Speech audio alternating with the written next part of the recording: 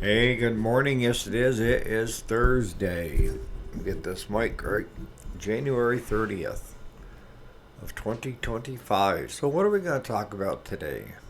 Well, Mark, I'm going to kind of skim on what you're asking because it's a very, very in depth question, and there's a lot that goes into the individual and their own business plan. See, people do it for different reasons, and you have to have the right reasons. So stay tuned.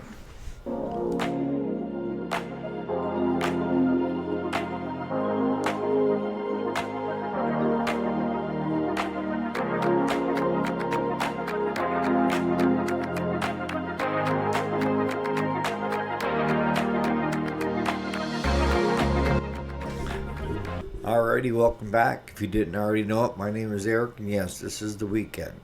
Weekday. Monday through Friday. Today's Thursday, January 30th, 2025. And we're going to be talking business today and what it takes to get a startup up and going. And what are the best ways and the best reasons to do it a certain way? So we need to first start off with most of the businesses that I see succeed are ones that are doing what I call grassroots, and that is nights and weekends. Because the best way to get customers is to have a name in the community that you're the go to guy for fixing things. And you could be doing something else in Weekend Warrior, nights and weekends.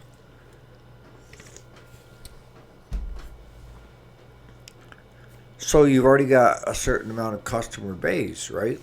But you've also spent some time showing others that you do have the skill set.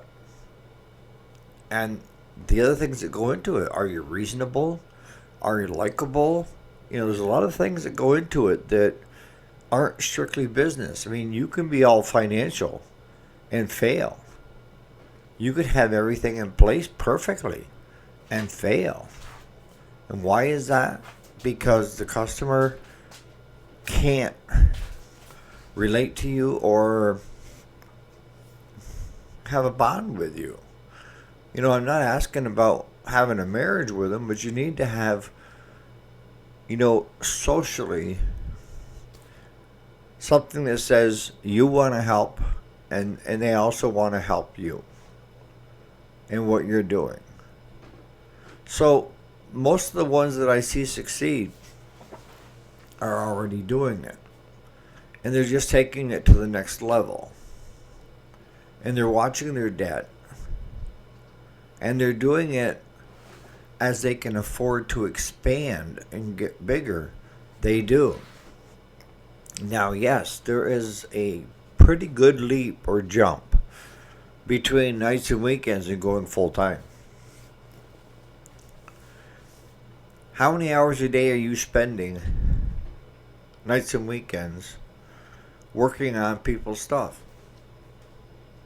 If you decided to go full time in a shop, would there be enough work that you could take, if you're working 3 hours every night, 5 days a week,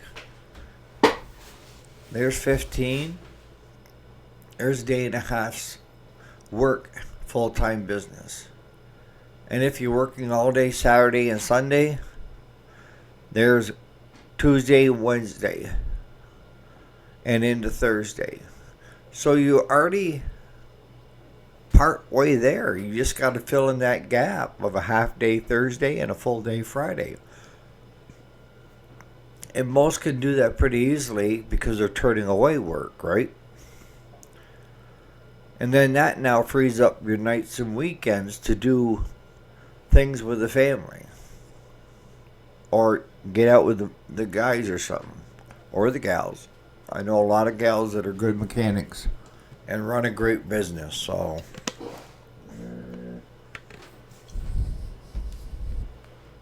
But now, you got to be careful because I know of a shop.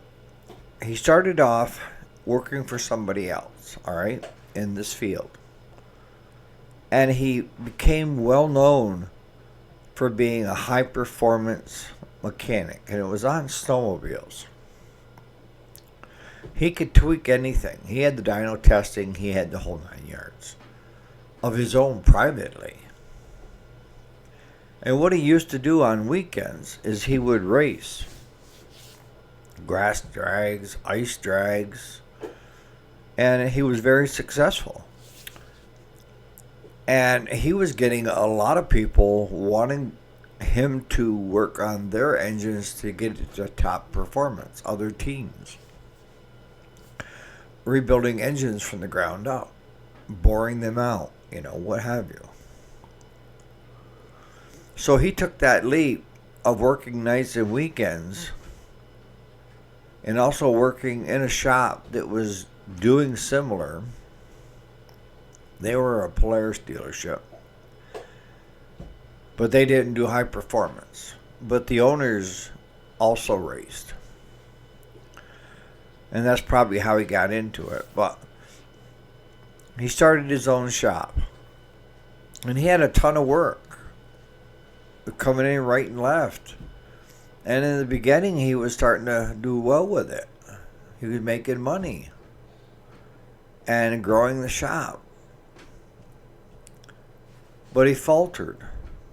And he faltered in that he was spending more time working on his own machines. Him and his wife both raced.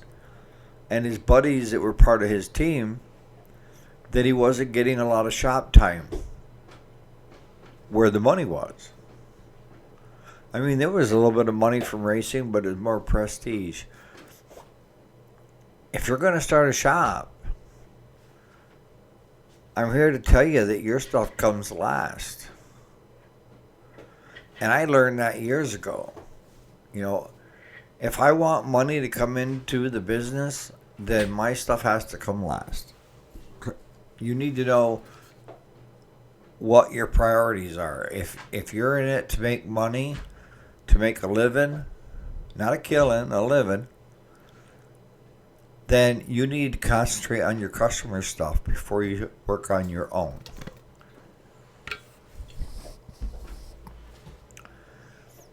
It's just like tractors. We've done 5 so far this winter.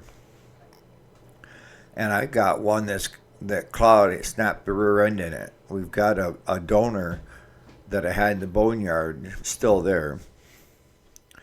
But we need to get that shaft out and get it back into that tractor because that's the raking tractor for this summer. But up until just recently, trying to get work on it has been little to none because he's been busy working on the other people's tractors. The other people's tractors is where the money is. My tractor is where the money goes out. It's not bringing in income. So when it comes to running a shop, you have to do it with the main idea that you're there so that the shop makes money. And giving your buddies breaks and bringing theirs in or family members and doing it for nothing is not going to cut it. Can you give them a little bit of a break? Yeah. But you can't tie up a lot of time working on stuff for free. I've seen some shop owners that will run their business during the day, Monday through Friday or Monday through Saturday, and then nights and weekends, they'll work on relatives and their own stuff. That's fine.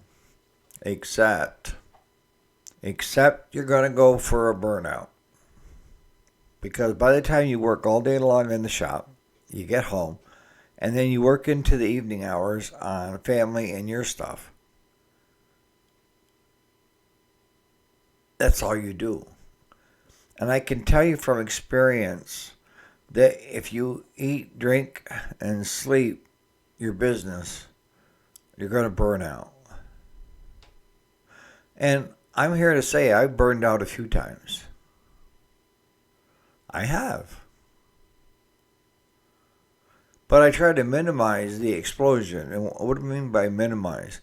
I recognize when it's coming, of where you need to take the boat and go fishing. Or you need to grab the deer rifle and go sit in the stand somewhere. You need to do something that's going to put something back into that body that you're depleting. It's like a car, you know. You're going to go for a long distance ride and you start off with a full tank, but you still got another 100 miles to go, and the fuel gauge has been sitting on empty for the last half hour, and you're just wondering how much farther you can go. Well, that's what a burnout is you've been running on empty for a certain amount of time, and it's like, I'm not sure how much farther I can go. And some people never recover from a burnout. They don't. They just can't go back to it because they do not want to be in that position again. It's very painful, not in a sense of somebody punching you, but it feels like that. Your whole body is just because you haven't been taking care of yourself. And I'll tell you, family members are the first to know, or the first to notice.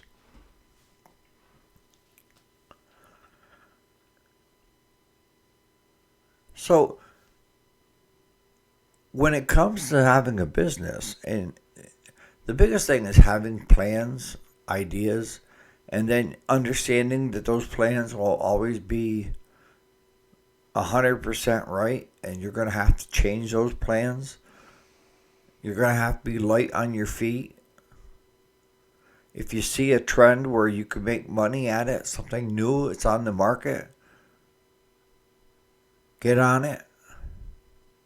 If you see that part of the business that you're doing is being phased out, and that could be engine rebuilds, get rid of it and take on something that you can make money at. See, I've seen businesses that were unwilling to change, and they wanted to keep doing things the old way, and then expecting different results. You need to be willing to change. You need to see the writing on the wall. When you get to be a certain age, you become cantankerous. That's how I like to put it. And that is, your give a shit factor is way down. And you're at the point where you know you're coming to the end. So why change? Why change? If I still had to work another 30 years, would you be looking at it differently? Yeah. But a lot of these old timers, you know, they're looking for extra money. They're drawing their Social Security. And you find a lot of times a number of other older people in the shop, and they're all sitting there in the office drinking coffee and shooting the shit of the good old days. Yeah. They're all retired. Whether they know it or not, they're retired. Now, I've seen people try to start a business and have no background within the community, and try to develop that name for themselves of being the go-to. And the problem is it's a hit or miss, all right? It's sporadic work. And when you're doing it nights and weekends, when you first started, if you can remember back, it was slim pickings in the beginning. And then people got to know that you did a good job for a reasonable price, right? And all of a sudden you gained more and more. And then you got to the point of where you were turning people away. If you start off a shop in what I call the green zone, and that is you have none of that history within the community, you're going to have to start off the same way the guy did when he was first starting nights and weekends. And it's going to be a hit or miss of getting a job, doing the work, and gaining as you go exposure in the community that you are the go-to guy, that you do know what you're talking about, and that you do quality work for a fair price. But this could take months. And can you afford to keep things going with no money coming in for months? See, that's where people fail to plan. You know, that they think that if they start something, there's got to be a need for it, and that they're going to be swamped. And I ran into this back when I was doing a lot of web development, and that is building websites for new owners, for businesses. And I actually built a website for the guy that had the high performance. And I did one for his shop, and I did one for his racing team. That's how I know what went on there. But it was the inside joke between web developers, because I knew quite a few, that people thought if you built a website and you put it up online, that they'd have so many customers coming through the door that they would be overwhelmed. And the honest answer was, the ones that were going to see the website were them and maybe their mother, that they told about having a website. Just having a website and doing nothing else with it is not going to bring a lot of work in. Can it be used as an adjunct? Yes. I call it a place card online that says what you do, your business hours, phone number.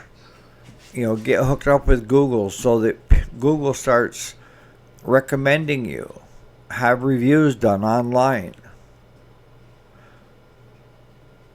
But to just simply put a website up is not going to bring customers through that door, any more than starting a business without anything and expecting people to break your door down with tons of work.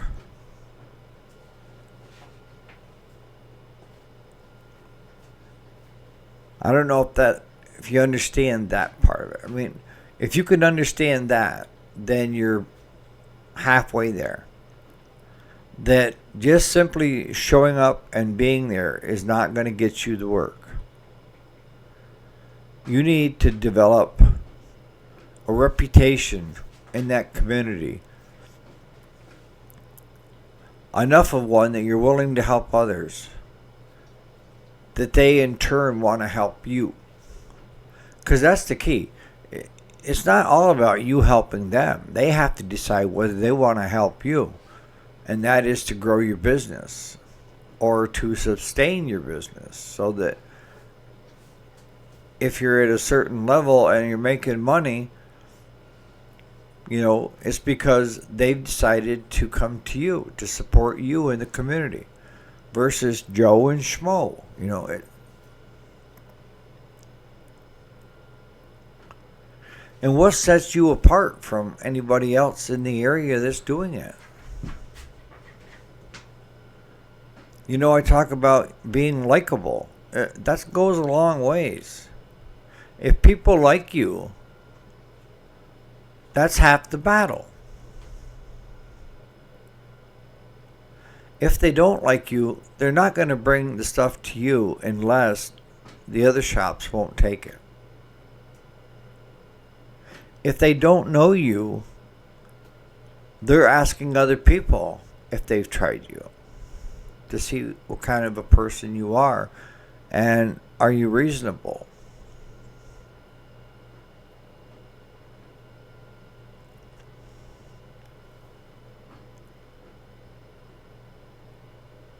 So when it comes to running a business and taking it to that next level full time, or taking it from, you know, nights and weekends over to a full time,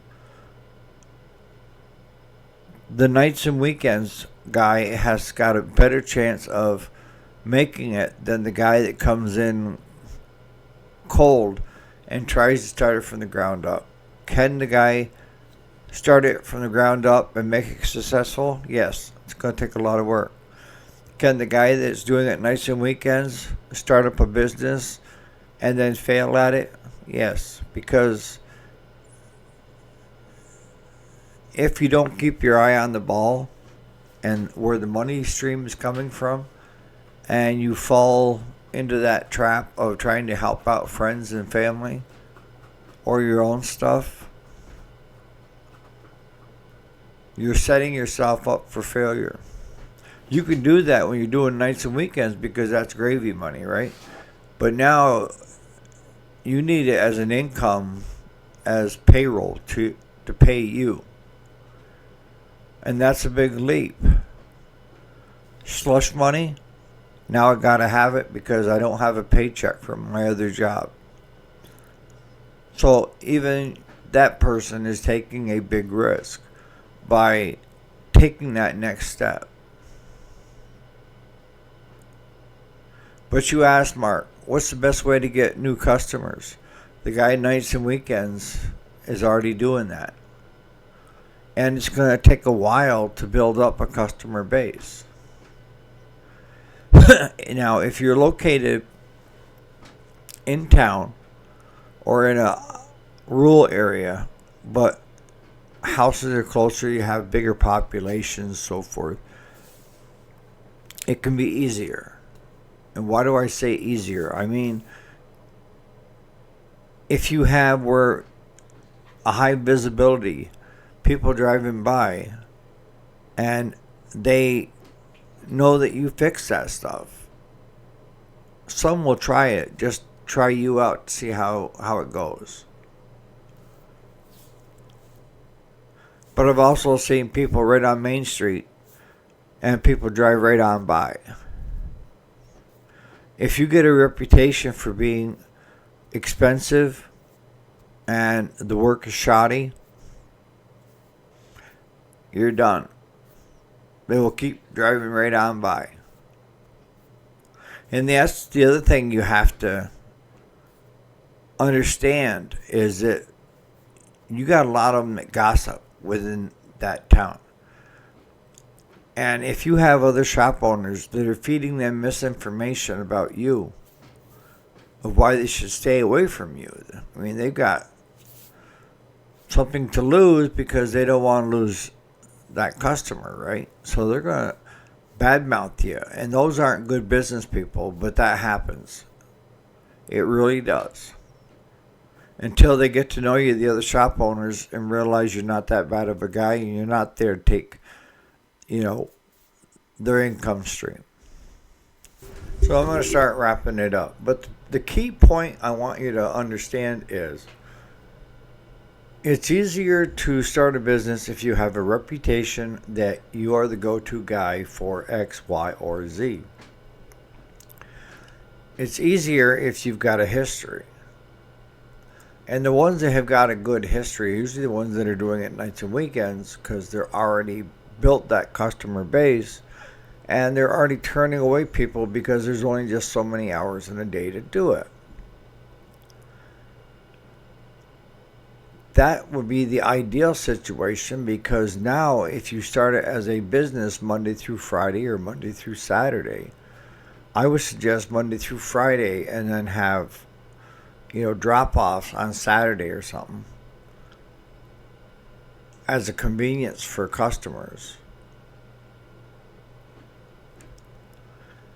That those guys are already there. I mean, they're already having the customer base to bring to that full-time position to fill that Monday through Friday, 8 to 10 hours a day, right? And now they don't have to turn away work because they're filling those slots, right? And now they're spending that time that they were doing nights and weekends, now they're doing it full time. Yes, they've walked away from a paycheck from their other job, and depending on what that paycheck was, You know, a lot goes into that. If you really love your job, working for somebody else, it's a lot harder. But if you really hate your job, it's an easy transition because you enjoy working on small engines. But I can tell you, there is a difference of doing it nights and weekends for fun and extra slush money, and now you have to do it to make a living. You're looking at it totally different now, and it could sour. I've seen people do that with business, and then hate their job of being the owner, and hate it when customers bitch and complain, or trying to deal with, crazy customers. But those guys have got the leg up because they're bringing their customer base across to now a brick and mortar small engine repair shop. And we haven't even touched on hiring people because that in itself is like a 3-volume set of videos of what goes into hiring that first, second, and third, however big you want to become. But you can only become so big based on the population that's in your area. And I've seen guys go out and hire a mechanic because they didn't have mechanical skills. And now you have another mouth to feed for months while you're trying to build that business. I don't mean to discourage anyone. I just want you in a proper mindset when you decide to pull the trigger on it. That it's not going to be this bed of roses. It's going to be a lot of hard work. And you have to start recognizing and looking at things so that when you see a burnout coming, that you back off and you replenish your body. That's a biggie.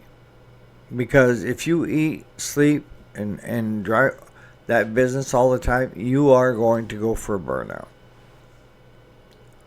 And I can tell you that you need to figure out ways to keep your stress levels way down. Because if you have a lot of stress coming with it too, that's not going to help you, it's not going to help the business, and it's not going to help the community. You need a way to alleviate that stress. I know it's a lot to take in, but running a business and being successful at it takes a lot of energy, a lot of effort on your part.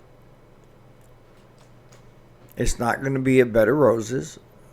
Are there businesses that start up and they take right off? Absolutely. But they're few and far between. And we've discussed on prior videos that the success rate of startups is very low. It is. People will start a business, take their hobby into a business, and then once it goes into a business setting, they hate doing it. When it was a hobby, they enjoyed it. But now it's a business where they're having to crank out, and it's ruined their hobby. So on that note, you guys have a great Thursday. We'll see you here bright and early tomorrow morning. Put in the comments questions that you may have. And you shop owners that are out there, doesn't matter what business you're in, maybe you can add to it or to what I'm saying to help people like Mark that's trying to get started. All right, guys, have a great Thursday.